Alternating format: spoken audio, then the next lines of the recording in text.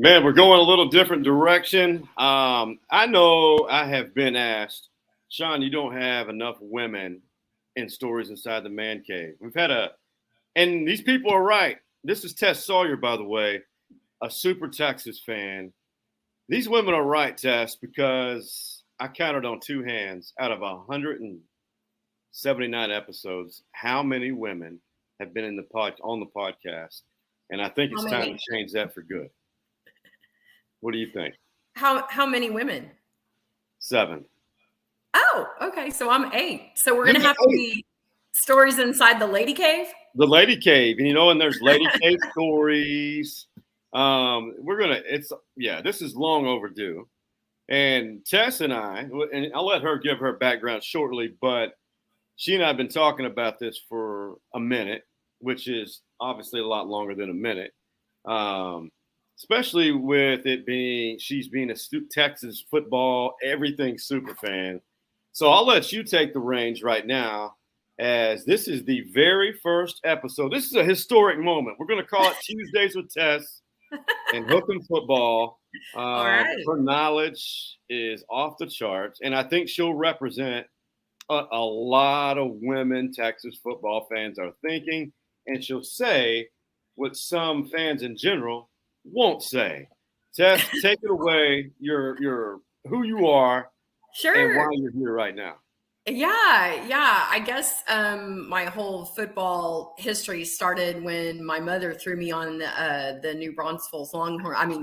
New Braunfels Longhorns. Look at me. All I can do is think about Longhorns. Exactly. New Braunfels Unicorns football field at age 4, and I was deemed their mascot. So I was, true Texas Friday Night Lights, started it all, and running out on the field with the football players and the cheerleaders.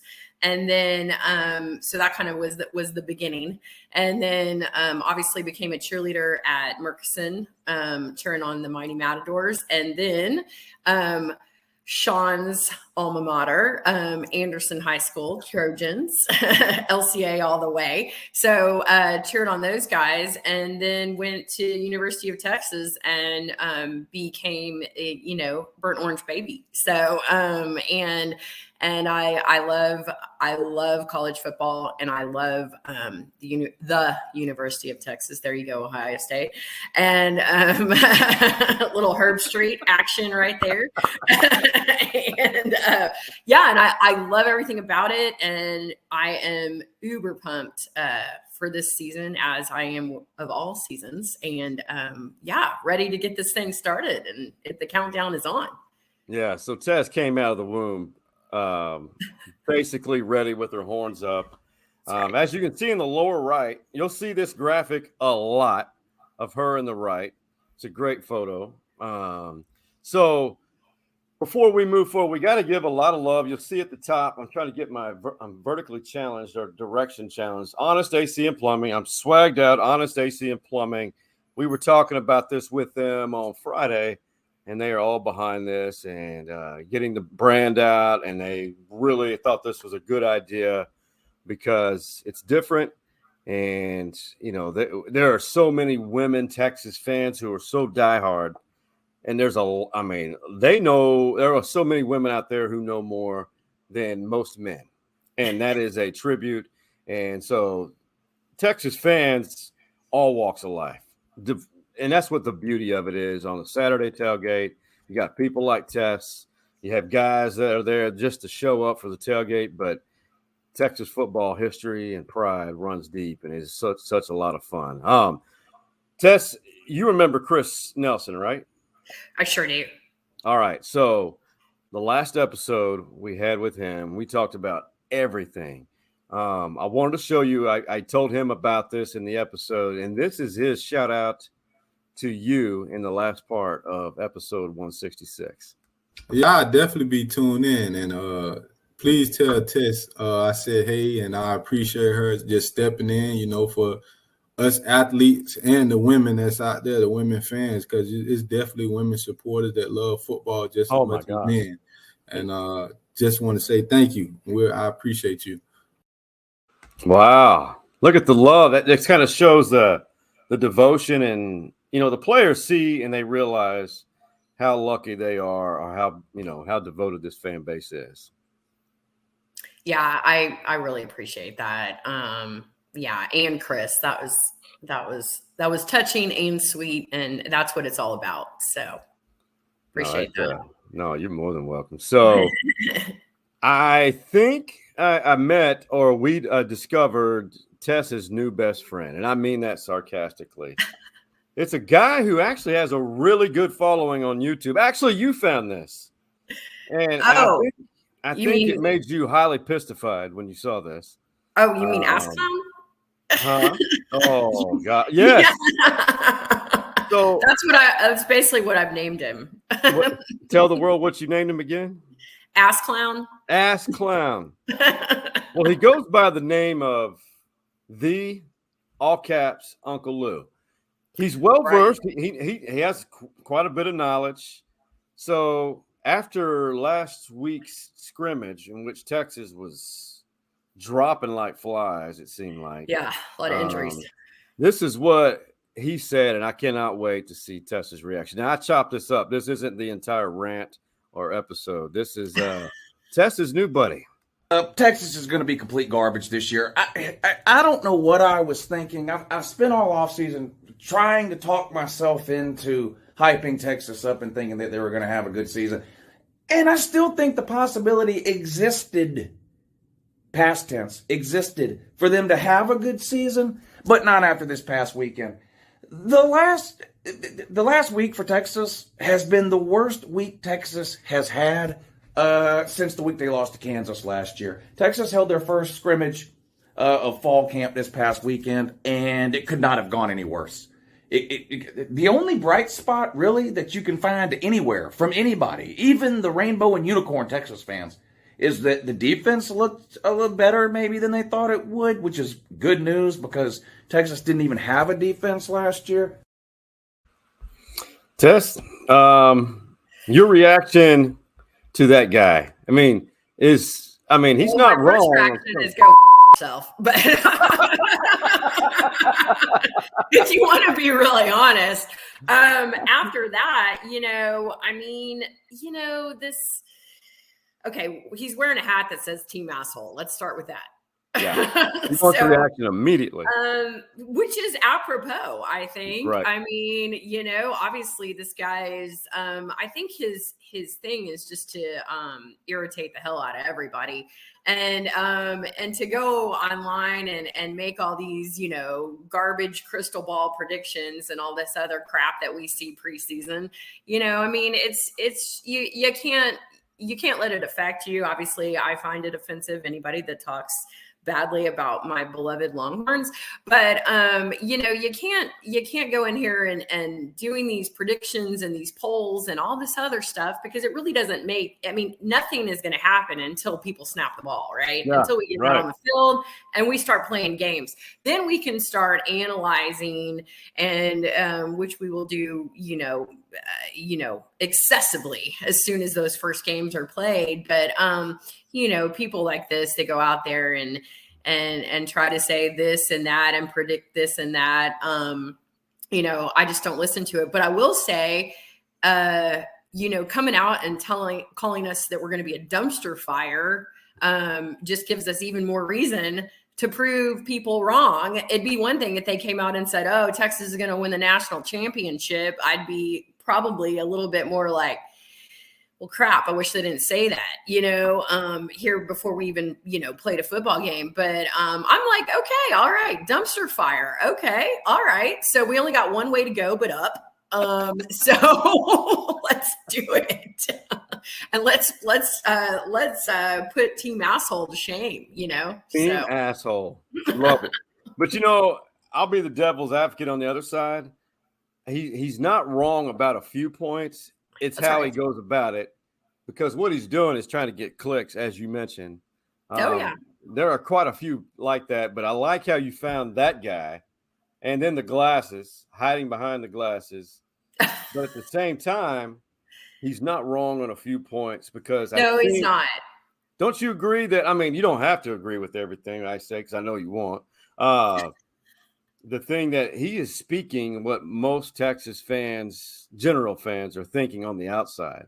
Yeah. They're thinking they're still playing off the Sam Ehlinger, we're back, when they clearly weren't. So that's what that's all about. Yeah, I mean, I feel like the "we're back" has haunted us. I don't know if we're ever going to be able to live that one down until we're actually back.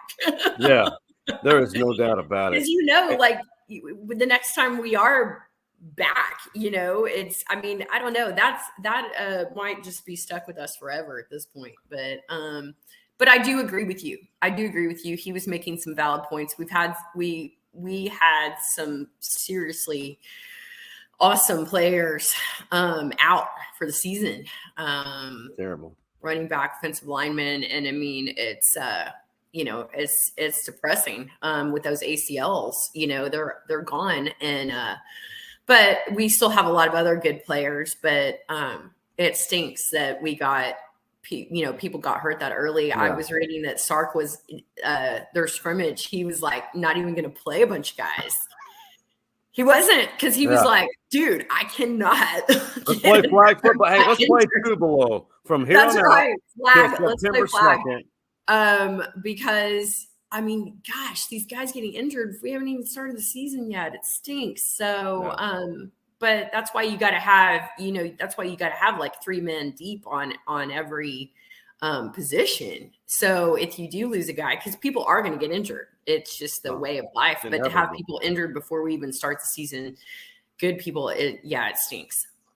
So your guy, Uncle Lou, I mean, the part he was right about, they lose Junior Angelau, 5th-year senior, to the major injury. There were a couple other ones. Roschon Johnson, who I think, honestly, Bijan gets all the love, gets all the spotlight, who, by the way, I think is the best NIL deal that I've ever seen as far as brand recognition. When I want to ask you this, when you think of Bijan, what comes to mind when you hear the word Bijan?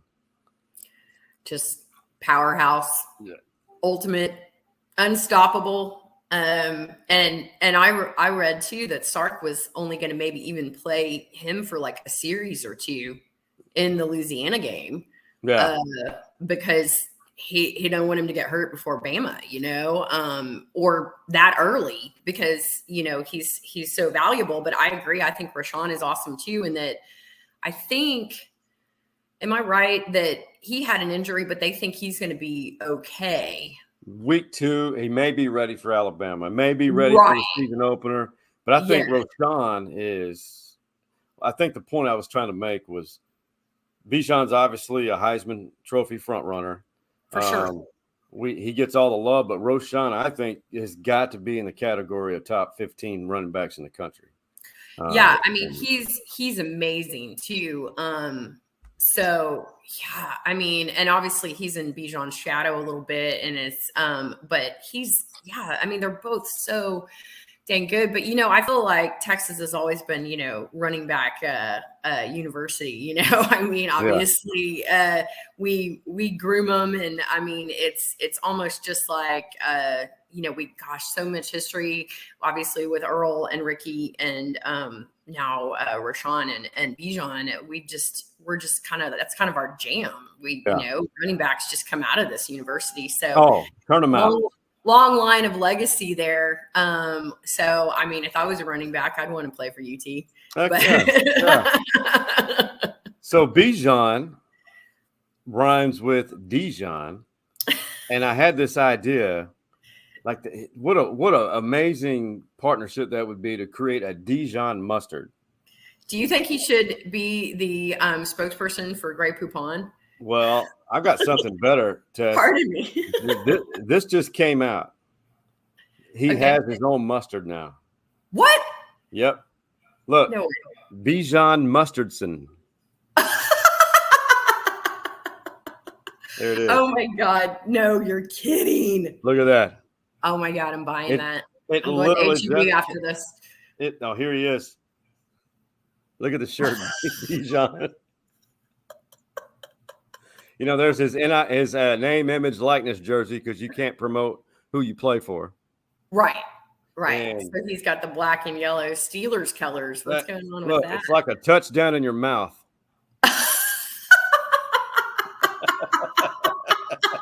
I mean, do you want that? I don't know. Is that a good thing? I'm all about touchdowns everywhere. In your mouth. That's 6. Go for 2. I want a whole tablespoon of that mustard in my mouth. And a field goal. Hey, so this whole week was really bizarre, Tess, from the injuries to speculation that Hudson Card was leading the way for. Listen, I'll preface this, and I got to ask you this from afar. You do realize, and I know you do know that I'm not questioning your intelligence because we've talked about this. The Texas print, digital, all the media just reports what their sources are telling them. It's not because the media is not of quality here. We have really good journalists here, but they have sources which are telling them information. It happens every year. People are acting like this just happened. Some. But they were reporting that Hudson was leading the quarterback race. When you started to see that earlier last week, what was your opinion? Were you thinking, "Oh, that's bullshit," or?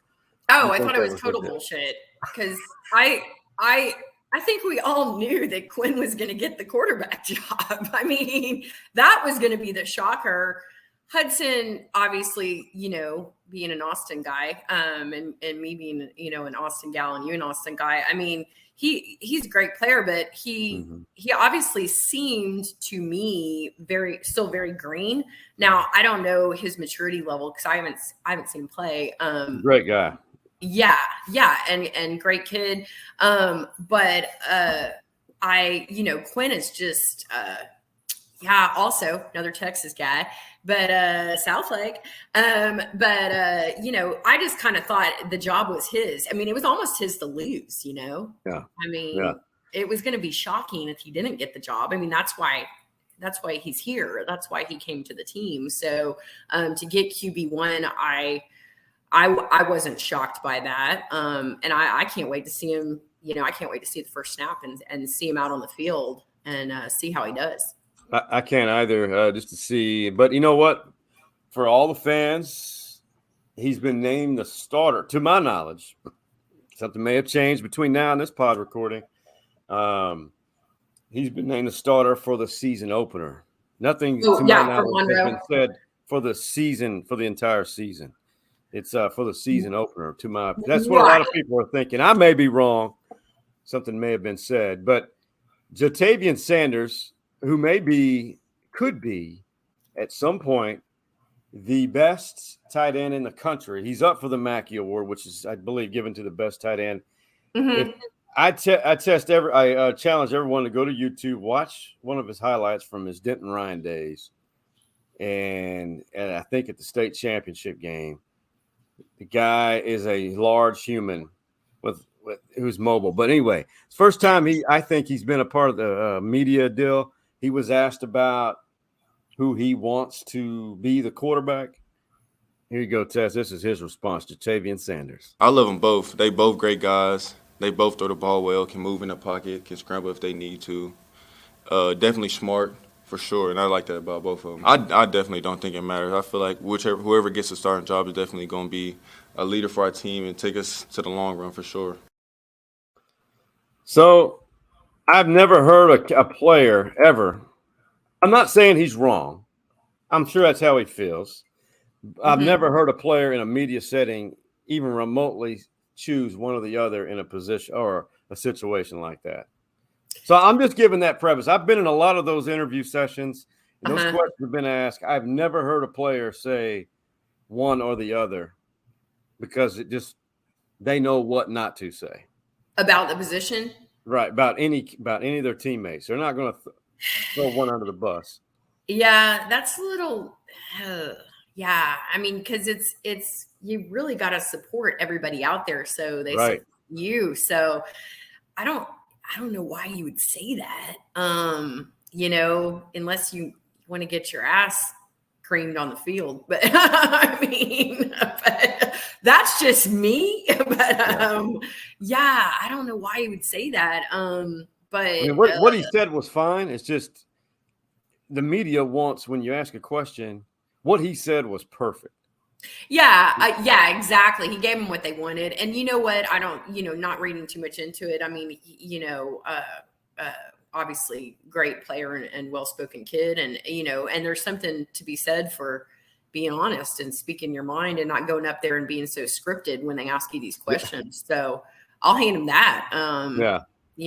Like it, say what you got to say. And I can't wait for everyone who has kind of overlooked the tight end position has become deep all of a sudden. That guy right there, I've been wanting to see him for 2 years now.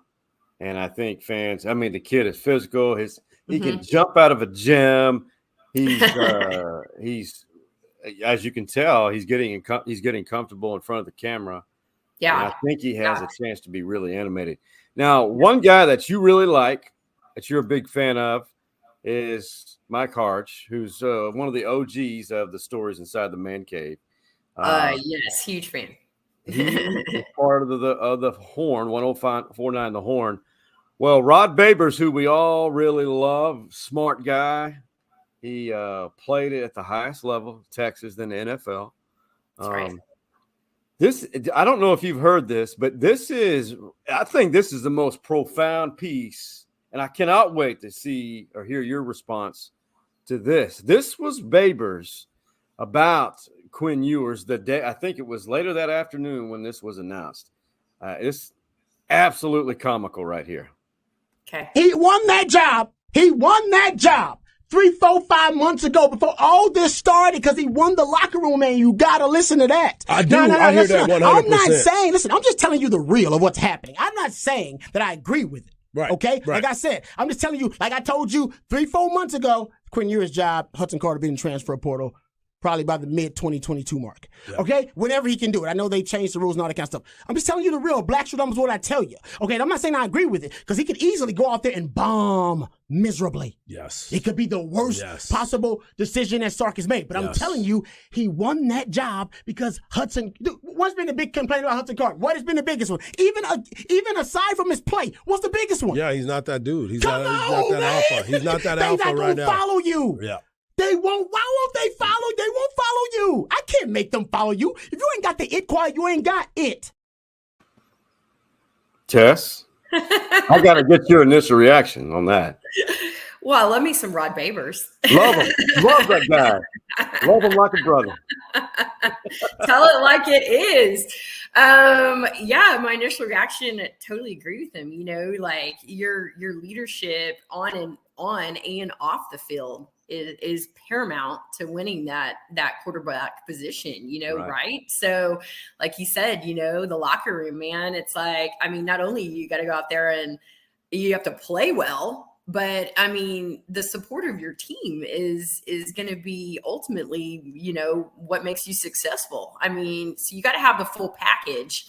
And I think obviously Quinn did. And that's why he's QB1. Yeah, right now. And right now for the first game. For that. I mean, we've seen this enough. I've seen enough of these. I just look back and I try not to listen to all you fans out there, college football fans, Texas fans, everyone's the same. But it's a program like Texas. It's a little bit. There's a few schools in America, 2 handfuls maybe, which are just more passionate. A&M is another. Let's admit it. Passionate fans. Texas. Okay. OU, Oklahoma State, Alabama, Penn State, Michigan, USC. There's only 2 handfuls that are truly, truly passionate. So what I'm trying to say is every year it's a cycle. You get lured into those storylines of every season. If there's a quarterback battle, you get suckered into this BS of believing what's coming out of camp. Most of the time it is a crapshoot. So we've been lured into this again. We're all suckers. And I caught myself trying to lean toward the Hudson Card camp. And I started, oh, my God, I got to get off Twitter. I got to stop having these conversations. I don't want to go down that route. I'm smarter, not smarter, experienced. I've seen this. I've covered it. I've seen this. But Rod is absolutely right. And before I go any further, and I can't wait to hear what you have to say to this, Hudson Card, in my opinion, belongs on the field in some capacity. When he was at Lake Travis, amazing athlete, great receiver. He was a good mobile quarterback. I'd hate to see him enter the transfer portal. We're just going to keep giving quarterbacks to the ponies. Don't keep going SMU. I'm telling you, I would not be shocked. You know, I think what you're saying is what we're all thinking. And I mean, you know, a good player like that isn't going to just, you know, stick around on the bench. No. You got Malik Murphy and you've got Arch Manning coming in next year. That's right. So, and what is it? Is Quinn going to just have one more year of starting? Because he had to reclassify. Because if you guys remember, he left his high school team at the beginning of two-a-days at South Lake Carroll. Right. My name's Sean, not Tess, by the way. And I'm not shaming the guy. It's just a new trend. That's for another episode. But this is going to start happening more in the UIL as well as NIL. Well, you got Casey Thompson starting in Nebraska. That's right. So, QB1 in Nebraska. I mean, so it's like, I don't know. Like we have so many. I mean, it's awesome that we have this many quarterbacks. But it's a great problem to have. It's a great problem to have, but it's like, yeah, man. I mean, you can't have them all, obviously, because they're all so good and they want to play. So it's like you kind of got to roll the dice, like which is the best one for Texas. Yeah. And you hope you pick the right one, and you don't lose them to another team. So these are all great problems that Texas has not had in recent history, because this is something that I know you won't agree with, and most Texas fans won't. And I've said it because I've done my research, and then having been on the other side of the Red River covering that program at Oklahoma, I just opened my eyes to a lot. Texas is not the program they think it is. It's a great program. It can run the college football is much better when Texas is good. 100%. Very few programs can say that. And this place, Austin's special when Texas is winning. But keep in mind, this little research I did early last year, Texas has had 17 4+ loss seasons since 1980. Yeah. And that's 4, 5, 6, and 7 loss seasons. Right. Ooh, or 18 now. Are we talking about this out loud? Oh, that my thought bubble was my throat. But when it turns, it'll be special here. I mean, college football is much better with Texas winning. 100%. I mean, it's just, yeah. I mean, the history, the fandom, you know, the mascot, the signage, the song, it's everything. And yeah, it's a blast. I mean, it's a blast when we're losing. It's not as fun. It's not fun.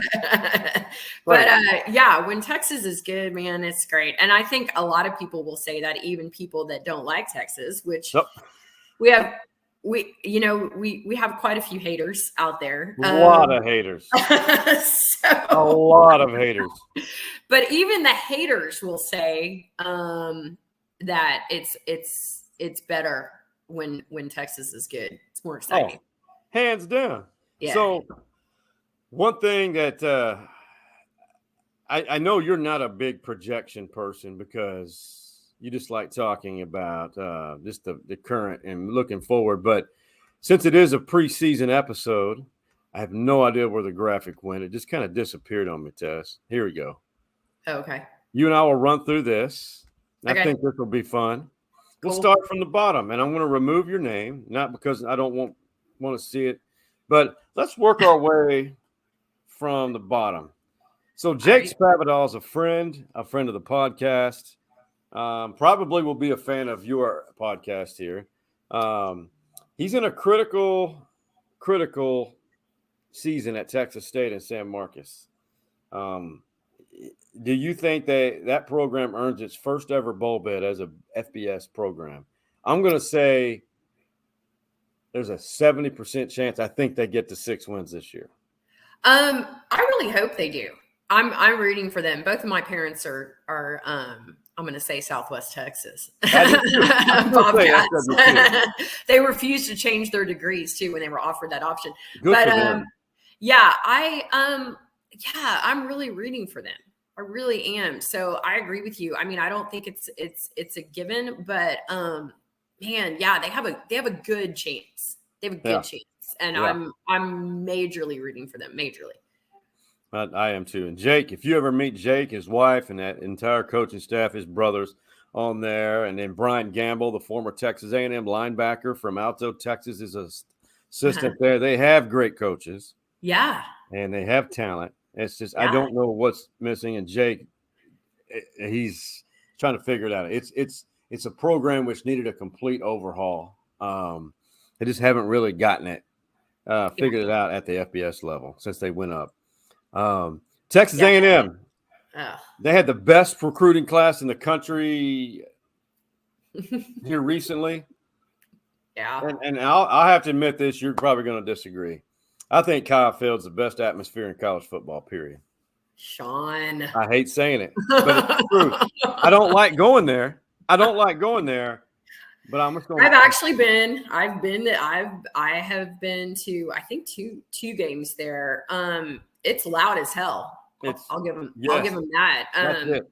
It's loud, and I mean, they have their fan base, their songs, the yell leaders and all that stuff. I mean, it's I know. We got men cheerleaders. Not saying anything about that, but they're still wearing like overalls. It's not even, wouldn't that be funny if they put them out there in little cheerleading skirts or something? I thought that would be funny, but it's you got to go. If you're a fan of college football, you need to go see a game at Kyle Field. It's important in your college field experience bucket list. But I mean, they're recruiting on point, obviously. It'll be interesting.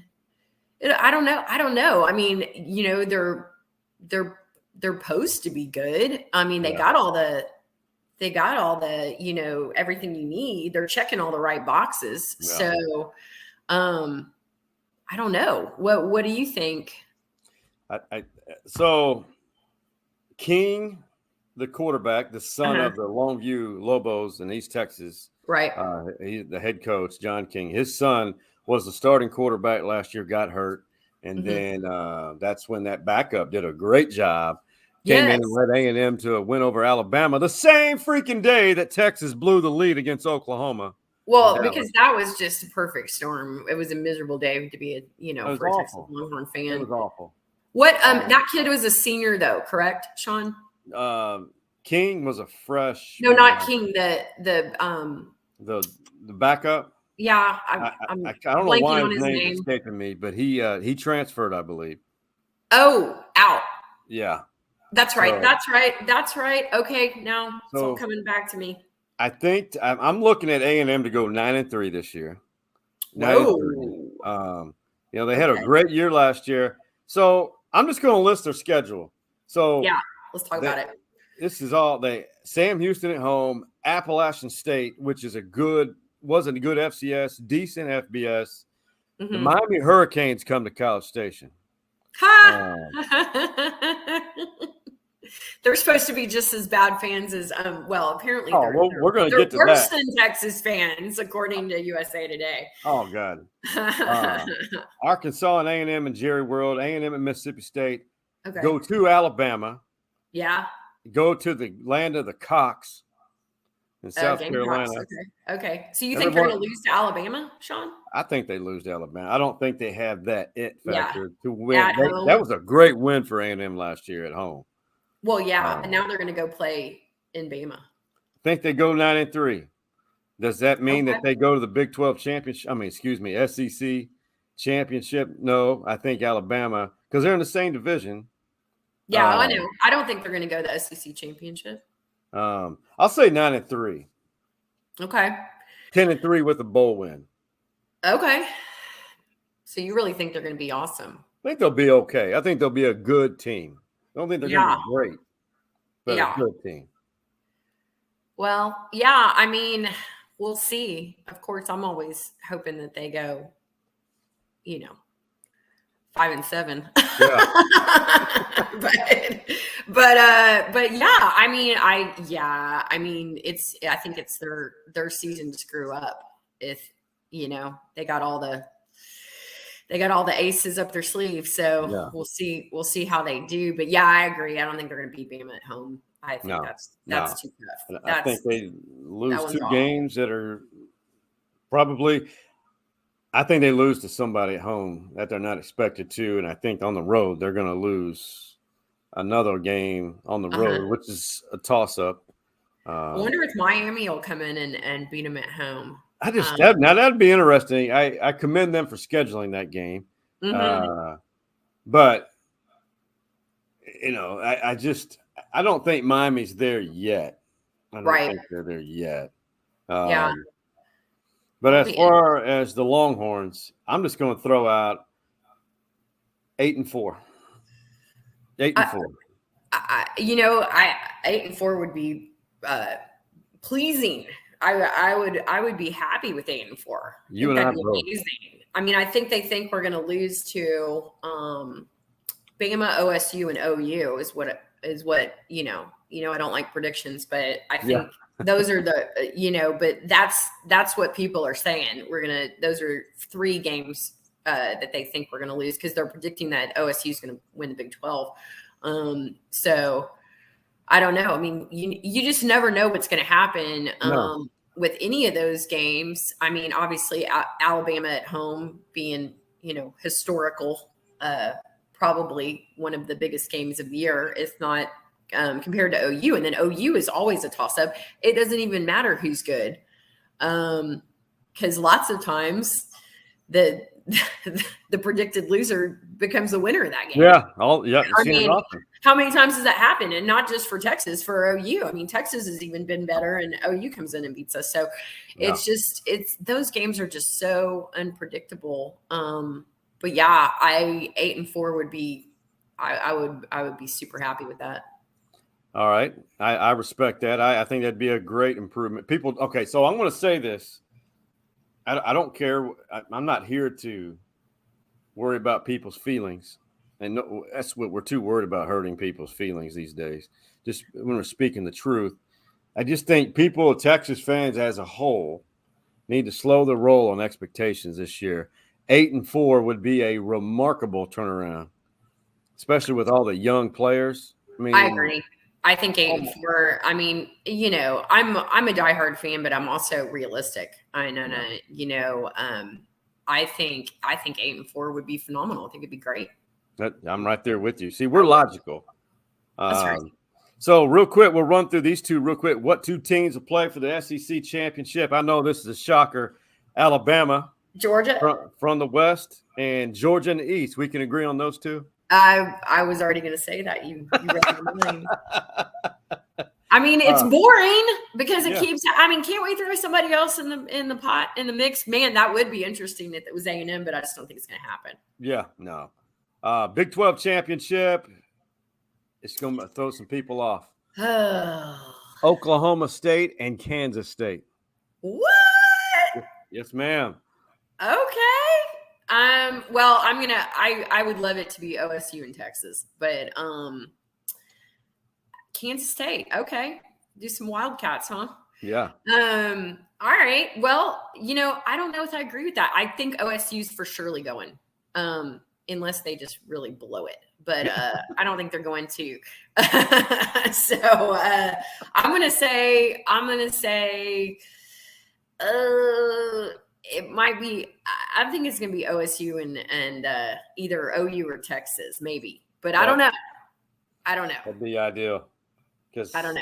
next year it all changes. There's going to be a lot of teams in the Big 12 next year. Oh, I know. Yeah, BYU and Cincinnati and all those guys. And but yeah, I'm gonna keep my hopes up for Texas playing in that 4-team college football playoff field. Let's hold off on that. How about that? Okay. I'm not ready for that one. I don't. Yeah, I got to see some games. Yeah, I think it's too early to predict that mess. I think so too. So that's predictions are just fun. I'm with you. I hate preseason polls with a passion. Can't stand them. Ugh. One thing you shot my direction I thought was pretty amusing. There was a I wouldn't really call it an article because I couldn't find any writing on it, but there were photos, and it was listing the top 10 worst sports fans in America. That's right. Texas fans were the 8th worst fans in America. And you saw that. What was your initial reaction?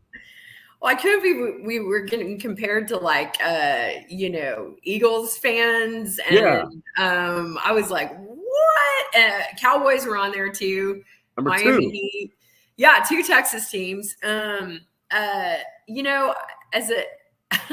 all honesty, I don't know if most Texas fans would agree with me. I just like being the best at anything, and if you're in the top 10 of being the worst. But so I'll take it. Talladega Nights. If you're not first, you're That's last. right. I was like, cool, man. We made the top 10 poll. Worst fans. All right. It takes a lot of work to get these many haters. Yeah.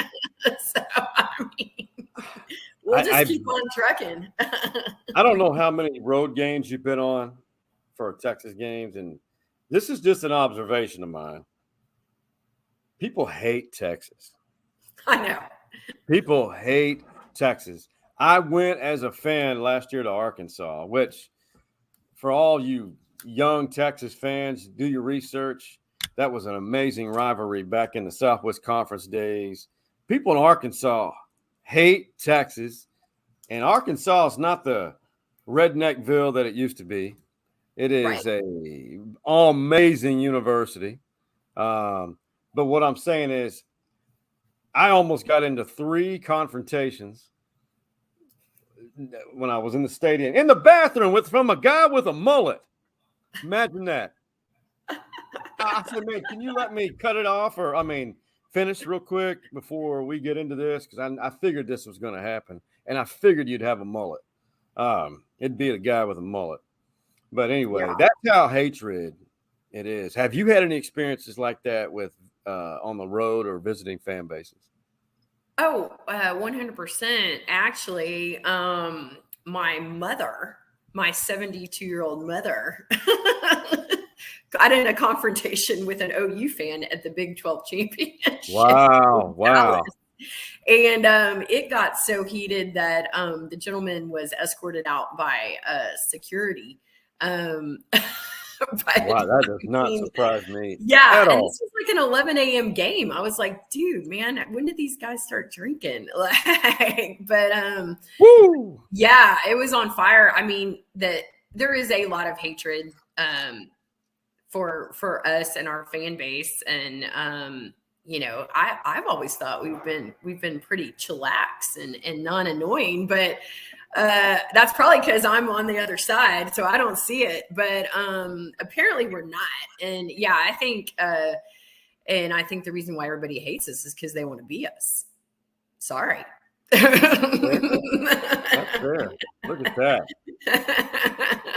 When you got all this history, and I think it's cool, and I think it's because we're all so diehard and dedicated to that we're probably annoying as hell, but I'm proud to be one of them. So just keep on hating us, because all it does is it just riles us up more. So again, I'll take worst fan. You want to call us whatever you want, cool, man. Just keep on keeping on. All right. All right. Hey, there's I don't know if you watch Barstool Sports. Casey, she's an Aggie. She's well-spoken. But she's outspoken, and she's hilarious. So they have this show, a podcast, video platform podcast called Unnecessary Roughness. Okay. And they were asking for her least favorite college football stadiums. Well, she went off on the University of Florida's The Swamp. And I cut part of it. So this is kind of you. We usually do this thing called TikTok in the Man Cave. And we got to give our guy and fellow Trojan some love who really helps sponsors these types of segments first. Hey y'all, Kevin Hutchison here with Realty Austin, and I am grateful to be a part of Stories Inside the Man Cave, a homegrown podcast just like my own business. It's loud. It's great. Yeah. The chomping, cool. It's like they act as if no other stadium comes close because they're not as close to the field. Tell you what, Florida. It is hot as shit. Like, you want to talk about boob sweat? All you have to do is think about going to the swamp. I didn't want to talk about boob sweat. I know. I didn't want to talk swamp ass or whatever is y'all's equivalent. Sure. You just think about going there, and it's like, yeah, okay, your colors, fine, they're cool. The swamp, cool. Like, they act as if it's the only stadium on the planet that matters. It's really not that great. She sounds just like you. Yeah. Like you. I have not made it to the swamp. It's on my to-do list. Gotta go. Because I know that LSU, I don't know if you've ever heard about this. You know, they hang they were hanging gators from the trees. Yeah. Because, you know, LSU and Florida, obviously, huge rivalry there. But yeah, I mean, you know, we all know Florida is humid and hot as shit, a bunch of bugs and reptiles that can kill you and There's stuff. animals all over the place that'll kill you for walking. That's right. You can just walk by water and die. Get eaten by a flipping gator. Like, they eat dogs and deer and all kinds of crazy shit. It's dangerous. It's a dangerous area. Like, yeah. I mean, what's going to happen at the University of Texas? I mean, maybe like, I don't know. Bird shit on you. Like a hippie come out and make you, I don't know, somebody will try to get you to smoke something illegal, but that's about it. I mean, you're not going to get eaten by a prehistoric reptile on our campus. Jesus oh my God. Christ. I mean, God. Scary. You have to get insurance to go down there. Liability insurance. Yeah, liability. You know, you got to double up. You know, that's right. I mean, there's no danger at the University of Texas. I mean, so that at least you know you make it out of there alive. I mean, you might be a little sunburnt and drunk, but other than that, I mean, you're going to live to see the next day. There's nothing worse than a sunburnt hangover. Oh man, that's the worst, and it's going to be hot as hell the first two games. Oh my God, Alabama the worst at 11 a.m. So I got to ask you this. You have thick skin. You brought up, so we're talking about going to see the swamp. All those SEC venues are special. There's some special places. I can attest to this. Texas, Oklahoma State, I think Kansas State. A lot of people, if you've not been to Manhattan, special place. Texas Tech is special at night. Oh, it's awesome. Miss the tortillas. Most uncivilized group of fans I've ever seen, and I mean that because they do make it intimidating. Absolutely. All day to drink, and it is not a great place to be if you're from the other side or other fan base. So my point being, Tess, and we'll close out before we get your man cave story. And the next episode, we're going to talk about Manti Te'o, that docuseries. But yeah. I saw something on Twitter earlier this week, and I just rolled my eyes. People get offended by what somebody said on Twitter. I mean, number one, don't you think you're in control of how you react? Why do you let something that somebody says on Twitter fire you up and cause someone to say something that they really shouldn't reply with or reveal a weakness? And number two, it had to do with football or college football. And number two, if that's the representation of some of the Texas fans, then those people better buckle up and get thicker skin, because when the SEC starts, It is brutal on social media between the SEC fan bases. You see how they are for A&M fans. Just think what they're going to do to Texas fans. Oh, they're going to annihilate us. I mean, I mean, come on. Yeah, I mean, everybody already can't stand us. And I mean, so, I mean, the trash talk is going to be just off the chain. But, you know, if you can't handle that, then, I mean, that's part of being a fan. And I mean, right. And you gotta, like you said, you gotta have thick skin, and you gotta power through it. And I mean, it, you know, sometimes you may even have to just, you know, take a social media vacay, because it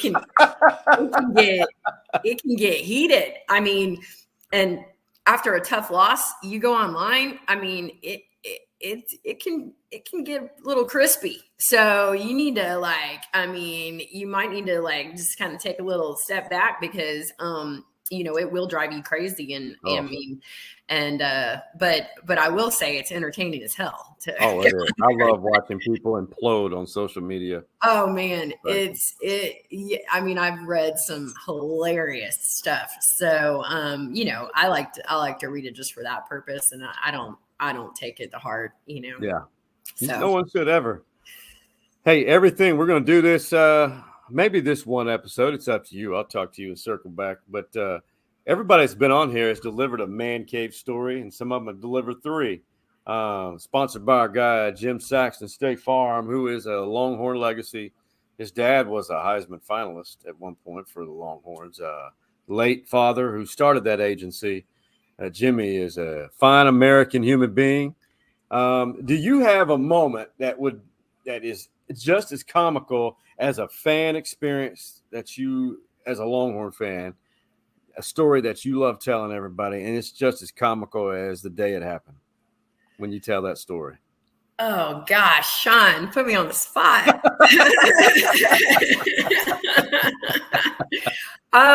There are so many. But let's see. Gosh. Okay. Editing point. Okay. Well, I mean, most of my stories are pretty embarrassing. Yeah. But so are mine. Let's see. I somehow, and I was in college. So somehow got out of the stadium, and this was back when we didn't have tickets on our phones. We didn't even have, I'm not even going to say, don't even get me started. It was back in the answering machine days. Good old tape recorder. Sorry for the young kids. I have no idea what I'm talking about. But I somehow got out of the stadium and couldn't get back in. And that, you know, I lost my ticket or something. Oh. So it really stunk. And of course, I was not going to miss the game. So I actually climbed over a fence and ripped my pants in the butt. And yeah, like very, very airy. It got very breezy. And so I had to and I think I was wearing like white jeans or shorts or something. And then like one of my girlfriends had a safety pin. So like I was like baby nighty bottoms, safety pin, my shorts. And went back in the Texas game with my butt hanging out. And we won, so it was worth it. That's worth it. But the question everyone's going to ask, were you commando that day? That's right. No, I had underwear on. So I'm pretty sure you have to wear your lucky underwear when the Horns play. Hello. I have certain underwear that are for home, you know, winning games. So I was wearing had my lucky underwear on, and the pants were retired after that. Never wore the pants again. Rest in peace, pants. Rest in peace, the sisterhood of the traveling pants or whatever. Anywho, but I made it in the game, and we won. And I think I might even have gone out. That's how crazy I was. I think I actually went out instead of going home and putting on pants that weren't ripped. Actually, you know what? I think I had a great time. Would you agree after a win, you're giving an F factor is up there. You don't really care about something. I didn't care that I didn't have any pants on. Yeah. Pants are overrated, by the way. That's right. You know Unless it's like the winter storm of 2021. That's right. No, it was a hot ass game. So, it kind of all worked out like little air conditioner. Oh my God. I'm all about a pocket AC. Oh my God. How about, what do you think? I think, because you got a lot of stories, we'll make the man cave story or lady cave. And how about we change it to this? I'm going to show you something. Okay. This is obviously our editing point. We'll change this and we'll for that. I like it. I like it. So I think ladies, all the ladies, stand up. We keep this a thing, and if you ever run empty on man cave, lady cave stories, we just won't do it. I got a lifetime. You got a bank. And I'm making new stories every day, Sean. I love it. Oh, you're creating history. I got a plethora. Absolutely no doubt. A plethora. I got a plethora of lady cave stories. That's one of my favorite. That's one of my favorite things.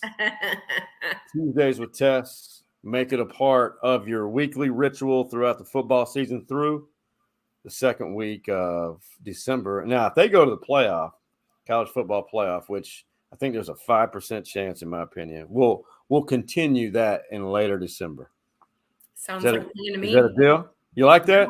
Yeah, good deal. So, get used to this face. Get used to the name. Tuesdays with Tes. Put it on your reminder to go visit our Facebook, YouTube page, and become followers of all the social media platforms, TikTok, Instagram, Twitter, and all the above. There's too many for me to remember nowadays. But we're on every one of them. I'm still trying to learn TikTok. It's very hard for a Gen Xer to adapt to. But I'm there. We're here for you and Tes. Yeah. How about that? Any parting words, Tes, in your first ever episode as we look forward to future Tuesdays with Tes? Just thank you for having me. It's been a blast, and hook 'em. There you go. For now, Tes.